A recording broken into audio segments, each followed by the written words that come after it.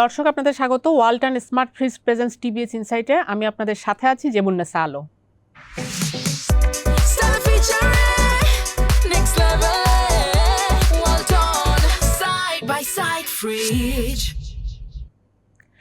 আমরা আজকে আলোচনা করব বিদেশি বিনিয়োগ নিয়ে। আপনারা জানেন যে গত কয়েক বছর ধরেই বাংলাদেশে বিদেশি বিনিয়োগ নিম্নমুখী, অর্থাৎ আমরা 22 সাল থেকে যদি দেখি প্রতি বছর, কিন্তু গত 3 বছর ধরেই 22 সাল থেকে 24 সাল পর্যন্ত আমাদের বিদেশি বিনিয়োগের গ্রোথটা ছিল নেগেটিভ, অর্থাৎ প্রতি বছর কমেছে।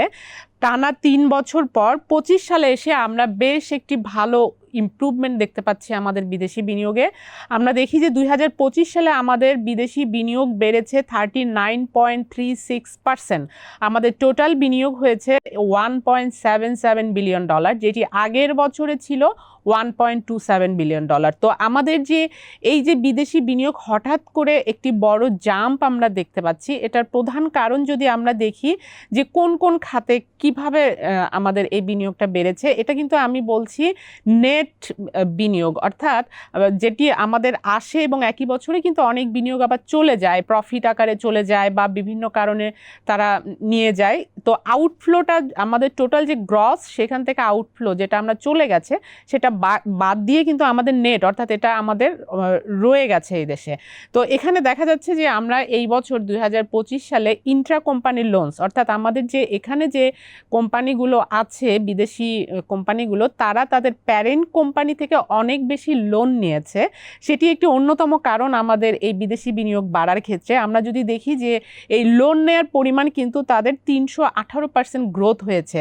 এবং আমরা যদি দেখি রিইনভেস্টেড আর্নিং, যেটা আসলে আমরা গত কয়েক বছর ধরেই দেখছিলাম যে আমাদের কিন্তু এই যে লোকালি যেই বিদেশি কোম্পানিগুলো এখানে ব্যবসা করছে, তারা অনেক বেশি রিইনভেস্টমেন্ট করে যাচ্ছিল। এটার অন্যতম একটি কারণ ছিল তারা যেই প্রফিটটা করছে সেটি নিতে পারছিল না। আমরা বেশ ডলার ক্রাইসিসের মধ্যে ছিলাম বেশ কিছু সময়, যে কারণে আমরা দেখেছি যে অনেক কোম্পানিকেই আসলে আমরা একটু ডিসকারেজ করছিলাম এই মুহূর্তে যেন তারা প্রফিট না নিয়ে যায়। এই কারণে কিছু স্লো ছিল, যে কারণে তারা যেটা করতো যে তারা রিইনভেস্ট করতো। সেটির কারণেও আসলে আমাদের টোটাল বিনিয়োগ বেড়েছে। এটি আমরা দেখি 25.68% আমাদের এই রিইনভেস্টমেন্টের বেড়েছে, গ্রোথ হয়েছে। তো যেটা আমাদের ইকুইটি ক্যাপিটাল, অর্থাৎ ফ্রেশ ইনভেস্টমেন্ট, একেবারে নতুন প্রজেক্টে যে ইনভেস্টমেন্ট আসে, সেটি আসলে ইকুইটি ক্যাপিটাল।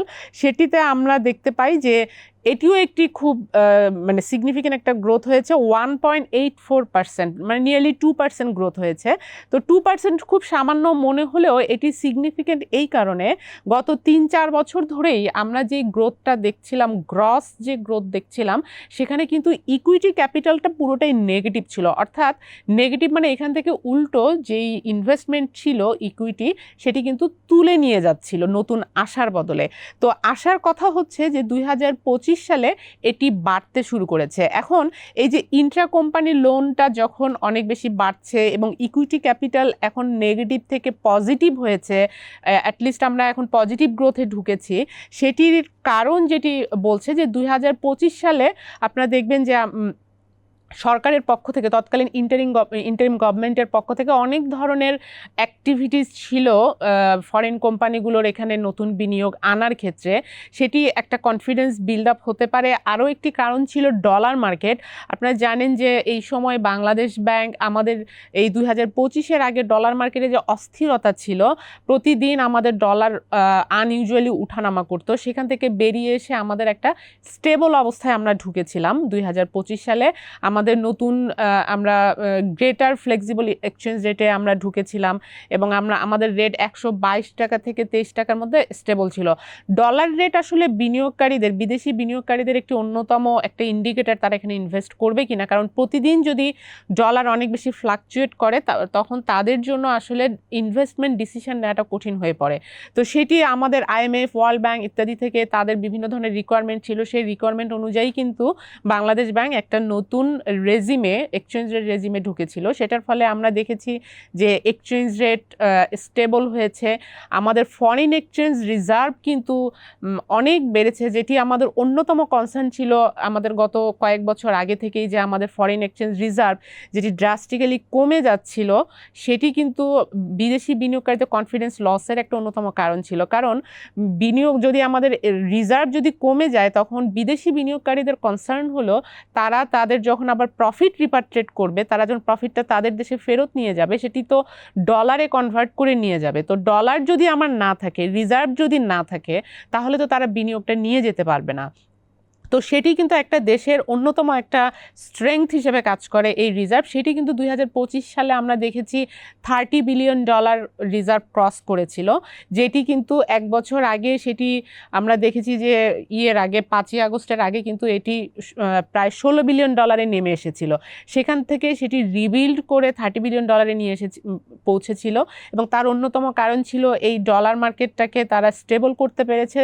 আমাদের ইনফর্মাল এবং ফর্মাল মার্কেটে যে গ্যাপ ছিল সেটি কমে এসেছিল, যে কারণে আমরা দেখেছি রেমিটেন্স যেটা ইনফর্মাল চ্যানেলে আসতে শুরু করেছিল, সেটি আবার ফর্মাল চ্যানেলে আসতে শুরু করেছে। আমরা কিন্তু এখন রেমিটেন্স প্রতি মাসে $3 বিলিয়ন কাছাকাছি আমরা পাচ্ছি, যেটি কিন্তু 1 বছর 2 বছর আগেও $2 বিলিয়ন নিচে নেমে গিয়েছিল, কারণ এগুলো ইনফর্মাল চ্যানেলে আসতো। যেহেতু ইনফর্মাল চ্যানেলে আসলে তারা বেশি ইনসেন্টিভ পেত, তো সেটি যেহেতু বন্ধ করে ফর্মাল চ্যানেলে আনলে বেশি লাভ করার সুযোগ করে দিয়েছে বাংলাদেশ ব্যাংক, ডলার রেটটাকে স্টেবল করে দিয়েছে, যে কারণে আমরা দেখেছি যে রেমিটেন্স অনেক বেড়েছে। ডলার মার্কেট যখন অনেক বেশি স্টেবল এবং পর্যাপ্ত ডলার থাকে, সেটি কিন্তু বিনিয়োগকারীদের বিনিয়োগে উৎসাহিত করে। তো সেটা আমরা দেখলাম যে সেটি একটা ফল পেতে শুরু করেছি। এখন আমরা বিভিন্ন ফরেন কোম্পানিগুলোর সাথে কথা বলেছি, তারা বলছে যে যেহেতু ইলেকশন করার যখন ইন্টারিম গভর্নমেন্ট ঘোষণা দিয়েছিল,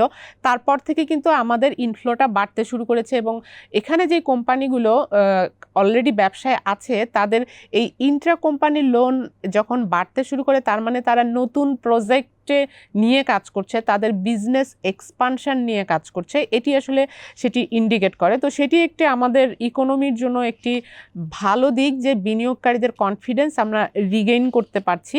এবং একই সাথে যেহেতু এখন আমাদের ইলেকশন হয়েছে, নতুন গভর্নমেন্ট ফর্ম করেছে, তো এটি ফরেন কোম্পানিগুলো বলছে যে এই ইকুইটি ক্যাপিটাল অর্থাৎ ক্যাপিটাল ইনভেস্টমেন্টটা সামনের দিনে আরও বাড়তে পারে বলে তারা মনে করছে।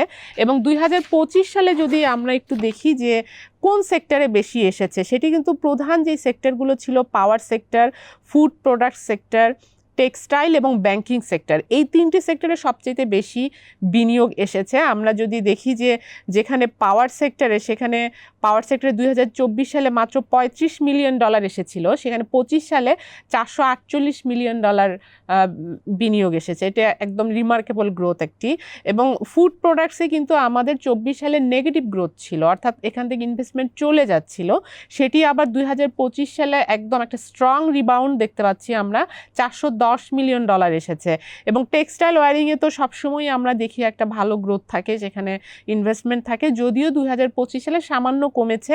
ব্যাংকিং সেক্টরেও কিন্তু আমরা দেখেছি 2024 সালে ভালো একটি বিনিয়োগ ছিল, 2025 সালে গ্রোথটা একটু স্লো ডাউন হয়েছে, কিন্তু তারপরেও সেটি আমাদের টপ যে সেক্টরগুলো সেটার মধ্যে রয়েছে আমাদের এই সেক্টরগুলো। এবং যেই কান্ট্রিগুলো আসলে টপ লিডিং ছিল আমাদের বিদেশি বিনিয়োগের ক্ষেত্রে, সেটি আমরা দেখি যে নেদারল্যান্ড থেকে আমাদের হিউজ ইনভেস্টমেন্ট এসেছে। আমরা যদি দেখি যে 2024 সালে তাদের নেগেটিভ গ্রোথ ছিল, সেখানে আমরা 2025 সালে দেখতে পাচ্ছি যে $544 মিলিয়ন বেড়েছে বা এসেছে 2025 সালে। তো এটা একটা মানে হিউজ গ্রোথ হয়েছে। চায়না থেকে হিউজ একটা গ্রোথ হয়েছে আমাদের। চায়না সেকেন্ড লার্জেস্ট 2025 সালে আমাদের ইনভেস্টর হিসেবে ছিল, সিঙ্গাপুর থার্ড, এরপর ছিল কোরিয়া, এরপর ছিল ইউকে, এবং হংকং ছিল আমাদের 6 নম্বরে। যদিও আমরা আমাদের 10টা দেশের মধ্যে অবশ্য আমরা আমেরিকা দেখতে পাচ্ছি না, এর মধ্যে শ্রীলঙ্কা আছে, মালয়েশিয়া আছে, ইউনাইটেড আরব এমিরেটস আছে, এরা হচ্ছে আমাদের টপ 10 ইনভেস্টর কান্ট্রিজ। তবে আমরা প্রথম 3-4টি অর্থাৎ নেদারল্যান্ড, চায়না, সিঙ্গাপুর এসব দেশ থেকে আমাদের ইনভেস্টমেন্ট বেড়েছে। কিন্তু আবার আমরা যদি দেখি যে আমাদের ইউকে থেকে কিন্তু যদিও তারা টপ 10-এর মধ্যে রয়েছে, তবে তাদের ইনভেস্টমেন্ট বেশ কমেছে।